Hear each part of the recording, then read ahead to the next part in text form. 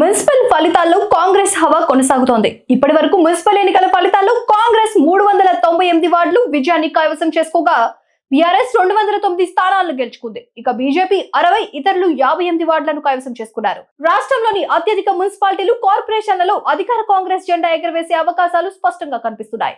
ప్రతిష్టాత్మకమైన కరీంనగర్, నిజామాబాద్ కార్పొరేషన్లలో బీజేపీ పాగా వేసే అవకాశాలు కనిపిస్తున్నాయి. ఇప్పటి వరకు వచ్చిన ఫలితాలను బట్టి చూస్తే 360 వార్డులలో కాంగ్రెస్, 188 చోట్ల బీఆర్ఎస్, 43 చోట్ల బీజేపీ, ఇతరులు 52 స్థానాలు ఆధిక్యంలో ఉన్నారు. ఇప్పటి వరకు ప్రకటించిన మున్సిపల్ ఫలితాల్లో కాంగ్రెస్ పార్టీ 6 స్థానాలు, బీఆర్ఎస్ 2 స్థానాల్లో గెలిచినట్లు అధికారికంగా ప్రకటించారు.